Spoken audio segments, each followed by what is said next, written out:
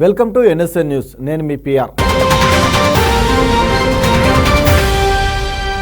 మొక్కల పరిరక్షణ ప్రతి ఒక్కరి బాధ్యతని రాజేంద్రనగర్ ఎమ్మెల్యే ప్రకాష్ గౌడ్ పేర్కొన్నారు. మొక్కలు నాటడం వల్ల పర్యావరణ కాలుష్యం కాకుండా అరికట్టొచ్చని చెప్పారు. ప్రతి ఒక్కరూ మొక్కలు నాటడంలో భాగస్వాములు కావాలని పిలుపునిచ్చారు.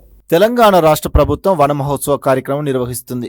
ఇందులో భాగంగా ఎమ్మెల్యే ప్రకాష్ గౌడ్ శంషాబాద్ మున్సిపాలిటీ పరిధిలోని 11వ వార్డు తొండుపల్లిలో మున్సిపల్ చైర్పర్సన్ సుష్మారెడ్డితో కలిసి మొక్కలు నాటారు. ఈ సందర్భంగా ఆయన మాట్లాడుతూ గత ప్రభుత్వంలో కూడా హరితహారం కార్యక్రమంలో భాగంగా లక్షలాది మొక్కలు నాటడం జరిగిందని, అవి పెరిగి పెద్దయ్యాయన్నారు. అదేవిధంగా ఇప్పుడు కాంగ్రెస్ ప్రభుత్వం వన మహోత్సవ కార్యక్రమాన్ని తీసుకువచ్చి రాష్ట్ర వ్యాప్తంగా మొక్కలు నాటే కార్యక్రమం చేపట్టడంతో ఇవాళ మొక్కలు నాటడం జరుగుతుందన్నారు. ప్రతి ఒక్కరూ విధిగా మొక్కలు నాటి దాని పరిరక్షణ కూడా చూసుకోవాలన్నారు. మున్సిపాలిటీ పరిధిలో నాటిన మొక్కలను కౌన్సిలర్లు, కోఆప్షన్ సభ్యులు, మున్సిపల్ సిబ్బంది ఎప్పటికప్పుడు వాటి పరిరక్షణ చూసుకొని మొక్కలు పెరిగేలా చర్యలు తీసుకోవాలని అన్నారు. మొక్కలు నాటడం వల్లే వర్షాలు విరివిగా వస్తాయని, దీనివల్ల చెరువులు, కుంటలు నిండి భూగర్భ జలాలు కూడా పెరుగుతాయన్నారు.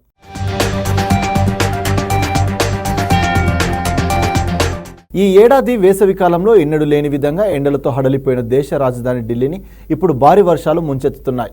ఉదయం నుంచి కొన్ని ఏరియాల్లో నిరంతరాయంగా వర్షం కురుస్తుంది. దీంతో ఉద్యోగులు, విద్యార్థులు తీవ్ర ఇబ్బందులు పడ్డారు. కనిష్ట ఉష్ణోగ్రత 27.2 డిగ్రీల సెల్సియస్గా నమోదైంది. ఢిల్లీలో ఇవాళ రోజంతా తేలికపాటి వర్షంతో ఆకాశం మేఘావృతమై ఉంది. వర్షాల నేపథ్యంలో గాలి నాణ్యత సూచిక కొంతవరకు మెరుగుపడింది. దీన్ దయాళ్ ఉపాధ్యాయ మార్గంలో భారీ వర్షం కురిసింది. మరోవైపు భారీ వర్షాల నేపథ్యంలో స్పైస్ జెట్ తన విమాన ప్రయాణికులకు హెచ్చరికలు జారీ చేసింది. ప్రయాణికులు ఎప్పటికప్పుడు విమానాల ప్రయాణ స్థితిని చెక్ చేసుకోవాలని కోరింది. నిరంతరాయంగా కురుస్తున్న వర్షం వల్ల ఢిల్లీ నుంచి బయలుదేరే లేదా ఇక్కడికి వచ్చి అన్ని విమానాల కార్యకలాపాలలో అంతరాయాలు వచ్చే అవకాశం ఉంది. కొన్ని విమానాలు ఆలస్యం కావచ్చు. అందుకే ప్రయాణికులను అప్రమత్తంగా ఉండాలని స్పైస్ జెట్ కోరింది. రేపు కూడా ఢిల్లీలో పలు చోట్ల భారీ వర్షాలు కురుస్తాయని భారత వాతావరణ శాఖ అంచనా వేస్తుంది. ఈ నేపథ్యంలో ఢిల్లీ అధికారులు ప్రజలకు కీలక సూచనలు జారీ చేశారు. ప్రజలంతా కూడా అప్రమత్తంగా ఉండాలని, ముఖ్యంగా లోతట్టు ప్రాంతాల్లో నివసించే వారు అత్యంత జాగ్రత్తగా ఉండాలని తెలిపారు.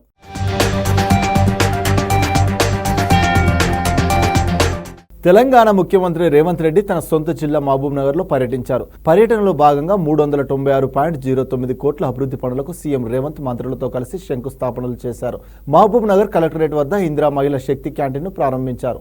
మహబూబ్ నగర్ జిల్లా కేంద్రంలో 353.66 కోట్లతో వివిధ అభివృద్ధి పనులకు శంకుస్థాపన చేశారు సీఎం రేవంత్. పాలమూరు యూనివర్సిటీలో 42.40 కోట్ల విలువైన వివిధ అభివృద్ధి పనులను ప్రారంభించారు. ఎంవీఎస్ ప్రభుత్వ డిగ్రీ కళాశాలలో 10 కోట్లతో నిర్మించబోయే బాలికల హాస్టల్ నిర్మాణానికి, దేవరకద్రలో 6.10 కోట్లతో ప్రభుత్వ డిగ్రీ కళాశాల నిర్మాణానికి శంకుస్థాపన చేశారు. అలాగే మహబూబ్ నగర్ రూరల్లో 3.25 కోట్లతో కేజీవీబీ భవన నిర్మాణానికి, గండిడ్లో 6.20 కోట్లతో కేజీవీబీ భవన నిర్మాణానికి, పాలమూరు యూనివర్సిటీలో 13.44 కోట్లతో ఎస్టీపీ అకాడమిక్ బ్లాక్ గ్యాలరీ పనులకు, అలాగే మహబూబ్ నగర్ మున్సిపాలిటీలో 37.87 కోట్లతో సీసీ రోడ్లు, స్టోరేజ్ ట్యాంక్ పనులకు, 276.80 కోట్లతో ఎస్టీపీ నిర్మాణానికి రేవంత్ రెడ్డి శంకుస్థాపనలు చేశారు. అనంతరం మహబూబ్ నగర్ ఉమ్మడి జిల్లా ముఖ్య నాయకులతో కలెక్టరేట్ లో సీఎం రేవంత్ ముఖాముఖి నిర్వహించారు. ఆయనతో పాటు మంత్రులు జూపల్లి కృష్ణారావు, దామోదర రాజనరసింహ, ఉత్తమ్ కుమార్ రెడ్డి, సీఎం సలహాదారు వేం నరేందర్ రెడ్డి, చిన్నారెడ్డి, ఎంపీ మల్లు రవి, ఎమ్మెల్యేలు, పలువురు నేతలు పాల్గొన్నారు.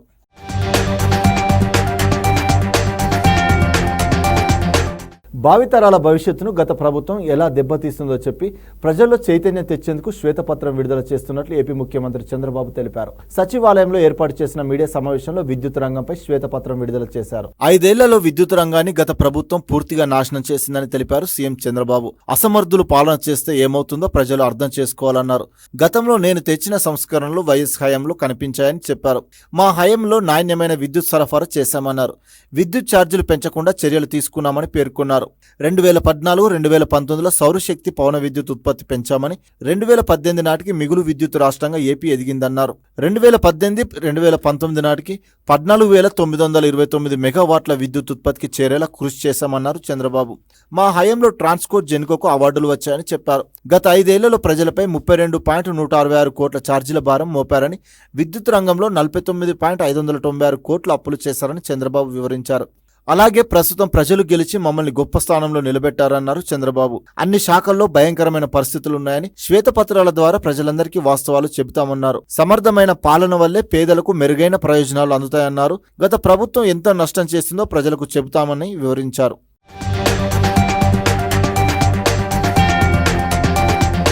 హైదరాబాద్ శివార్లోని మొయినాబాద్లో అసభ్యకర పార్టీ ఘటన వెలుగులోకి వచ్చింది. మొయినాబాద్లోని ఓ ఫామ్ హౌస్లో ముజ్రా పార్టీ నిర్వహిస్తున్నారని, అమ్మాయిలతో నగ్నంగా డ్యాన్సులు వేస్తున్నారని ఎస్ఓటి పోలీసులకు సమాచారం అందింది. దీంతో పోలీసులు ఫామ్ హౌస్పై దాడి చేశారు.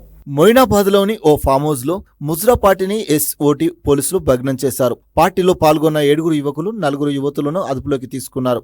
ముజ్రా పార్టీ కోసం యువతులను ఢిల్లీ నుంచి తీసుకొచ్చారని చెప్పారు. అసభ్య నృత్యాలు, అర్ధనగ్న డ్యాన్సులు చేస్తుండగా పట్టుకున్నామని ఎస్ఓటి పోలీసులు తెలిపారు. వారిని మొయినాబాద్ పోలీసులకు అప్పగించామని వెల్లడించారు. కాగా వారాంతంలో హైదరాబాద్ శివారు ప్రాంతంలోని ఫామ్ హౌజుల్లో అసాంఘిక కార్యక్రమాలు వరుసగా వెలుగులోకి వస్తున్నాయి. ఫామ్ హౌస్ పేర్లతో నిర్వాహకులు గలీజ్ దందా నిర్వహిస్తున్నారు. నిబంధనలకు విరుద్ధంగా యువతకు మత్తు పదార్థాలు అందిస్తున్నారు. వివిధ ప్రాంతాల నుంచి అందమైన అమ్మాయిలను రప్పించి అసభ్య అర్ధనగ్న డ్యాన్సులు చేయిస్తున్నారు.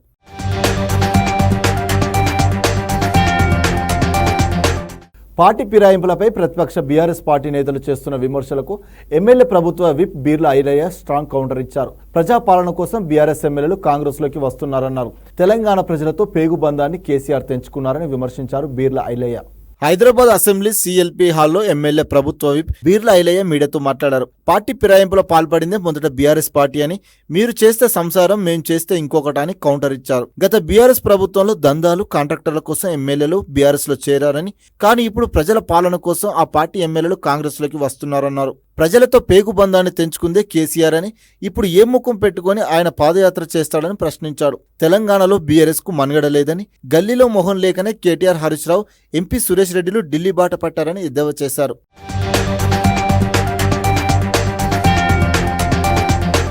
బీజేపీతో ఫ్రెండ్షిప్ కోసం ఢిల్లీ చుట్టూ ప్రదక్షిణాలు చేస్తున్నారని, బీఆర్ఎస్ పార్టీని బీజేపీలో విలీనం చేయడానికి సిద్ధపడ్డారని బీర్లా ఐలయ్య సంచలన వ్యాఖ్యలు చేశారు. పార్లమెంట్ ఎన్నికల్లో ఒక ఎంపీ సీటు గెలిచారా, ఏ ముఖం పెట్టుకుని ఈ రోజు ఢిల్లీలో ప్రెస్ మీట్ పెట్టారని నిలదీశారు. ప్రజాపాలన, సంక్షేమ పథకాలు చూసి అందులో భాగస్వాములు కావడానికి ఎమ్మెల్యేలు కాంగ్రెస్ పార్టీలోకి వస్తున్నారని స్పష్టం చేశారు. పార్టీ ఫిరాయింపులకు పాల్పడట్లేదని క్లారిటీ ఇచ్చారు. ఎన్నికలు వస్తేనే కేసీఆర్ యాత్రలు చేస్తాడని, బీఆర్ఎస్ అధికారంలో ఉన్న 10 ఏళ్లలో ఆయన ఏ జిల్లాలో పర్యటించలేదని విమర్శించారు. 10 ఏళ్ల తెలంగాణ సొత్తును మొత్తం దోచుకుపోయారని మండిపడ్డారు.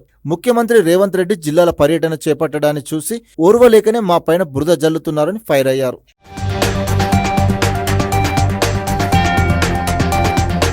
మరి 10 ఏళ్లలో ఒక్క జిల్లా పర్యటన చేసిండా? ఈ ఎలక్షన్లు వచ్చినప్పుడే బస్ వేసుకొని తిరుగుతాడు. ఎలక్షన్లు వచ్చినప్పుడే ప్రజలు గుర్తొస్తారు. ఎలక్షన్లు వచ్చినప్పుడే పాదయాత్రలు గుర్తొస్తాయి మీకు. ఇవాళ మళ్ళీ ఏ ముఖం పెట్టుకుని కేటీఆర్ పాదయాత్ర చేస్తున్నాడు? చేయి, పాదయాత్ర చేయి. మా ముఖ్యమంత్రి, మా మంత్రులు చేస్తున్న అమలు చేస్తున్నటువంటి సంక్షేమ పథకాలను ప్రజలకు తెలియజేయి. 500కే గ్యాస్ ఇస్తున్నారు, 200 యూనిట్లకు ఫ్రీ కరెంట్ ఇస్తున్నారు.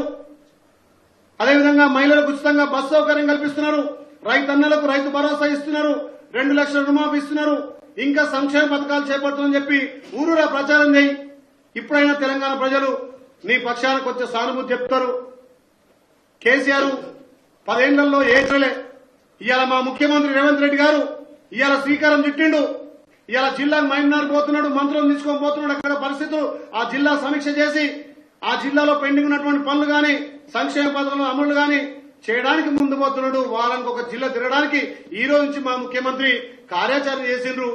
ఇవన్నీ మీరు మర్చిపోయి ఏమనంటే పార్టీ ఫిరాయింపులని, ఇచ్చినటువంటి హామీలు అమలు చేయలేదని చెప్పి కల్లబొల్లి మాటలతోటి ఇవాళ మళ్లీ బీజేపీకి ఇక్కడ గల్లీలో కుస్తీ బట్టి ఢిల్లీలో దోస్తాన్ చేస్తున్నారు. ఏ ముఖం పెట్టుకుని ఢిల్లీలో ఇలా ప్రెస్ మీట్ పెడుతున్నారు. ఇక్కడ తెలంగాణ ప్రజలు కనీసం ఒక్క సీట్ అని మీకు ఇచ్చిరా? ఇక్కడ డిపాజిట్ కూడా దక్కలే కదా మీకు. మరి ఏ ముఖం పెట్టుకుని ఢిల్లీలో మాట్లాడి ఇలా గల్లీలో ముఖం జడగా ఢిల్లీలో పోయి ప్రెస్ మీట్ పెడుతున్నారు. తస్మాత్ జాగ్రత్త.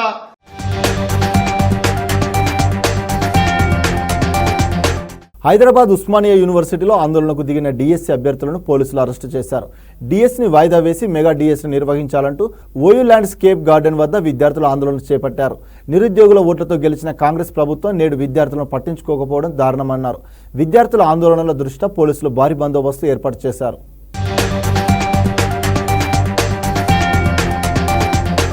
వనస్థలిపురంలో roller skating association of Telangana నిర్వహించిన ఇన్లైన్ హాకీ డెవలప్మెంట్ క్యాంప్ ముగింపు కార్యక్రమానికి నిర్వహించారు. దీనికి ముఖ్య అతిథిగా ఎల్బీ నగర్ ఎమ్మెల్యే దేవిరెడ్డి సుధీర్ రెడ్డి హాజరై మాట్లాడారు. రింక్ గ్రౌండ్కి కావలసిన సదుపాయాలు 1 సంవత్సరంలో పూర్తి చేస్తానని చెప్పారు. అలాగే ఈ గ్రౌండ్లో ఆడిన క్రీడాకారులు ఇతర దేశాల్లో కూడా ఆడడానికి సెలెక్ట్ కావడం నిజంగా గర్వించదగ్గ విషయమని తెలిపారు.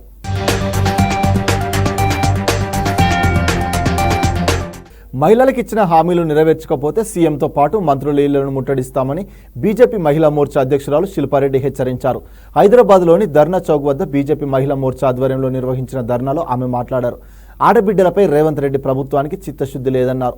రాష్ట్రంలో అమ్మలపై అఘాయిత్యాలు పెరుగుతున్నా చర్యలు తీసుకోలేని చేతకాని మంత్రులు రాష్ట్రంలో ఉన్నారని ధ్వజమెత్తారు. బీజేపీ అధికార ప్రతినిధి రాణి రుద్రమారెడ్డి మాట్లాడుతూ రాష్ట్రంలో బెల్ట్ షాపులు రద్దు చేయాలని డిమాండ్ చేశారు. బీజేపీ మహిళా నేత బండ కార్తికరెడ్డి మాట్లాడుతూ హామీల అమలులో కాంగ్రెస్ విఫలమైందని విమర్శించారు.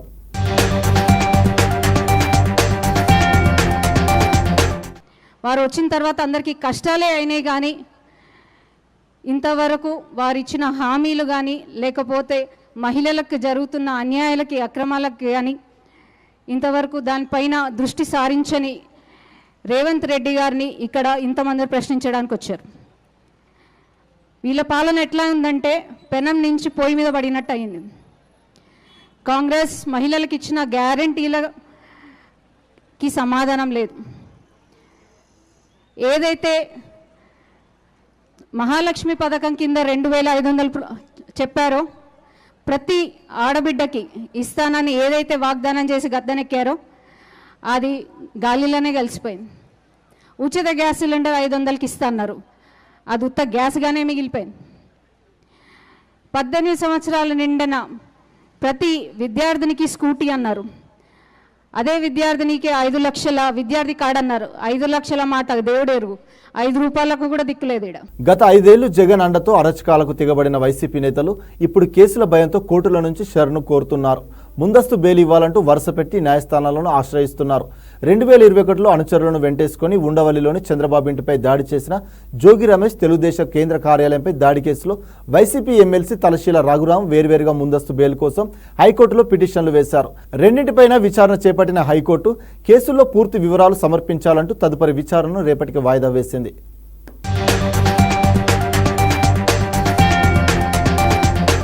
ఏపీ సచివాలయంలో రాష్ట్ర స్థాయి బ్యాంకర్ల కమిటీ సమావేశం జరిగింది. సమావేశానికి మంత్రులు పయ్యవుల కేశవ్, అచ్చెన్నాయుడు హాజరయ్యారు. ఈ సందర్భంగా సీఎం చంద్రబాబు బ్యాంకర్లకు ప్రభుత్వ ప్రాధాన్యతలను వివరించారు. డీబీటీ పథకాల అమలు, అభివృద్ధికి బ్యాంకర్ల సహాయం అవసరమని పేర్కొన్నారు. సబ్సిడీ రుణాలు, వివిధ పథకాల లబ్ధిదారులకు బ్యాంకర్లు సహకరించాలని కోరారు.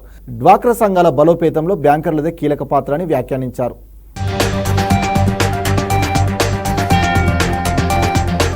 ఏపీలో నూతనంగా టీడీపీ కూటమి ప్రభుత్వం ఏర్పాటైంది.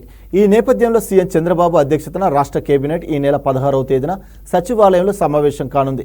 వెలుగపూడిలోని రాష్ట్ర సచివాలయంలో ఈ కేబినెట్ భేటీ జరగనుంది. గత వైసీపీ ప్రభుత్వం ప్రవేశపెట్టిన ఓటాన్ అకౌంట్ బడ్జెట్ జూలై 31 వరకు ఉంటుంది.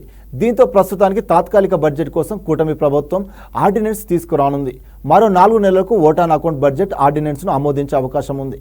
టీడీపీ కూటమి ఎన్నికల సమయంలో ఇచ్చిన హామీలపై ఈ సమావేశంలో చర్చించనున్నట్లు తెలుస్తుంది. పథకాలు, ఎన్నికల హామీల అమలు, రాష్ట్ర ఆర్థిక పరిస్థితి, నిధుల సమీకరణ తదితర అంశాలపైన చర్చ జరుగుతోందని అధికార వర్గాలు వెల్లడించాయి. కాగా ఈ నెల 22 నుంచి అసెంబ్లీ సమావేశాల నిర్వహణకు ప్రభుత్వం సిద్ధమవుతున్నట్లు సమాచారం.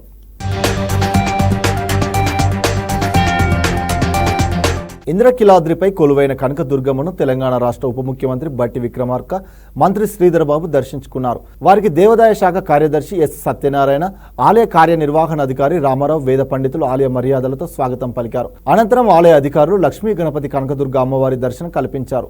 అమ్మవారికి ప్రత్యేక పూజలు చేయించిన తర్వాత ఆశీర్వచనం చేశారు. అనంతరం అమ్మవారి చిత్రపటం, శేషవస్త్రాలు, ప్రసాదాలు అందజేశారు.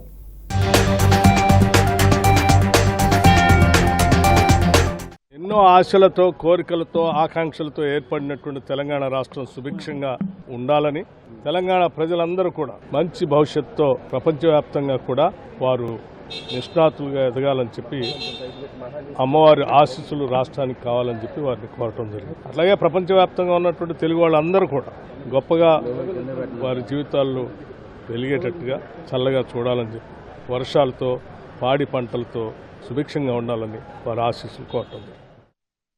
సోషల్ మీడియాలో ఫ్యామిలీ ఫోటోలు పోస్ట్ చేయవద్దని Siddipet police commissioner doctor Anuradha సూచించారు. ఈ మధ్య కాలంలో చాలా మంది ఫ్యామిలీ ఫోటోలు, పిల్లల ఫోటోలు సరదాగా సోషల్ మీడియాలో పోస్ట్ చేస్తున్నారన్నారు. సైబర్ నేరగాళ్లు హ్యాక్ చేసి రకరకాలుగా వాడుకుంటున్నట్లు తమ దృష్టికి వచ్చిందని చెప్పారు. తల్లి కూతుర్ల అనుబంధంపై కొందరు యూట్యూబర్లు చేసిన అసభ్య కామెంట్స్పై దేశవ్యాప్తంగా చర్చ జరుగుతున్న విషయం అందరికీ తెలిసిందే. ఫోటోలకు ప్రైవసీ ఏర్పాటు చేసుకోవాలని సూచించారు. డీపీగా పెట్టుకుంటే ఫోటోకు లాక్ చేయాలన్నారు. ప్రతి ఒక్కరు అప్రమత్తంగా, బాధ్యతగా ఉండాలని సిద్దిపేట పోలీస్ కమిషనర్ అనురాధ పేర్కొన్నారు.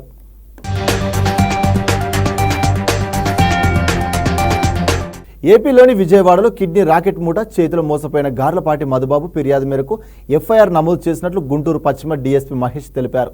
నగరం పాలెం పోలీస్ స్టేషన్లో బాధితుడు మధుబాబును విచారించిన డీఎస్పీ కిడ్నీ మార్పిడికి సంబంధించిన వివరాలు, సంప్రదింపులు, లావాదేవీల గురించి అడిగి తెలుసుకున్నారు.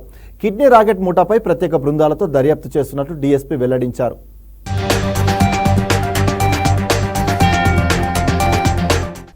అతని దగ్గర క్లియర్గా ఏమేమి జరిగింది అనేది మొత్తం కనుక్కోవడం జరిగింది. దాని బేస్డ్గా ఇప్పుడు ఎఫ్ఐఆర్ కూడా కడుతున్నాము. ఆఫ్టర్ దట్ ఇన్వెస్టిగేషన్ స్టార్ట్ చేస్తామండి. ఇప్పటికే ఎవరెవరు తప్పు చేశారు ఏందనేది మనం ఇప్పుడే చెప్పలేము. ఇన్వెస్టిగేషన్లో ఖచ్చితంగా తేలుతుంది. మొత్తం అఫెన్స్ ఎక్కడ జరిగింది అనేది కూడా ఇంకా క్లారిటీ రావాలి మనకి. బట్ ఎఫ్ఐఆర్ మనం ఇమీడియట్గా వేయాలి కాబట్టి అతనితో మొత్తం చర్చించి ఎఫ్ఐఆర్ ప్రస్తుతానికి వేస్తున్నాం. వేసిన తర్వాత ఇన్వెస్టిగేషన్ ప్రాసెస్లో ఎక్కడ ఇన్వెస్టిగేషన్ వెళ్తారనేది కూడా మేము ఈ రోజే తెలుసు. ఇక్కడే స్టార్ట్ అవుతుందండి ఇన్వెస్టిగేషన్. ఇన్ కేస్ బయటకు వెళ్లాల్సి వస్తేనే వెళ్తారు తప్ప లేకపోతే ఇక్కడే జరుగుతుంది. సంగారెడ్డి జిల్లా సుల్తాన్పూర్ జేఎన్టీయూలో జరిగిన ఘటనపై మంత్రి దామోదర్ రాజనరసింహ ఆగ్రహం వ్యక్తం చేశారు. జేఎన్టీయూ బాలుర క్యాంటీన్లో విద్యార్థులు తినే చట్నీలో ఎలుక ప్రత్యక్షం కావడంపై ఆయన స్పందించారు. జేఎన్టీయూలో గత కొన్ని రోజులుగా జరుగుతున్న పరిణామాలపై సమగ్రంగా దర్యాప్తు చేపట్టాలని, దర్యాప్తు నివేదికను అందజేయాలని సంబంధిత శాఖల అధికారులను ఆదేశించారు. ఫుడ్ సేఫ్టీ నిబంధనలు పాటించిన వారిపై చర్యలు తీసుకోవాలని, వారి లైసెన్సులను రద్దు చేయాలన్నారు. రాష్ట్ర వ్యాప్తంగా ప్రభుత్వ, ప్రైవేటు పాఠశాలలు, కళాశాలలో ఉన్న హాస్టళ్లు, క్యాంటీన్లలో తనిఖీలు నిర్వహించాలని మంత్రి ఆదేశించారు.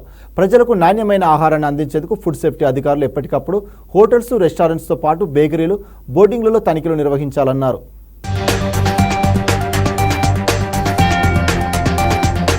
ఏపీ మంత్రి నారా లోకేష్ తాను నిర్వహిస్తున్న ప్రజా దర్బార్పై ట్విట్టర్ వేదికగా స్పందించారు. నాడు పరదాల ప్రభుత్వం, నేడు ప్రజా ప్రభుత్వం అని పేర్కొన్నారు. మంగళగిరి ప్రజా సమస్యల పరిష్కారం కోసం తాను ప్రారంభించిన ప్రజా దర్బార్కు విశేష స్పందన లభిస్తుందని తెలిపారు. 14వ రోజు ప్రజా దర్బార్కు నియోజకవర్గంతో పాటు రాష్ట్ర వ్యాప్తంగా ప్రజలు భారీ సంఖ్యలో తరలివచ్చారని వెల్లడించారు. గత ప్రభుత్వంలో సమస్యలు చెప్పుకునేందుకు వచ్చిన వారిని బారికేడ్లతో నిలువరించి అనేక ఇబ్బందులకు గురి చేశారని ఆరోపించారు. నేడు ప్రజాప్రభుత్వంలో ప్రతి ఒక్కరిని నేరుగా కలిసి విజ్ఞప్తులను స్వీకరించడంతో పాటు ఆయా సమస్యల పరిష్కారానికి సిబ్బందికి ఆదేశాలు జారీ చేశారన్నారు. ఇంతటితో ఈ వార్తలు సమాప్తం. మరిన్ని వార్తలతో మళ్ళీ కలుద్దాం. అంతవరకు చూస్తూనే ఉండండి మన NSN న్యూస్.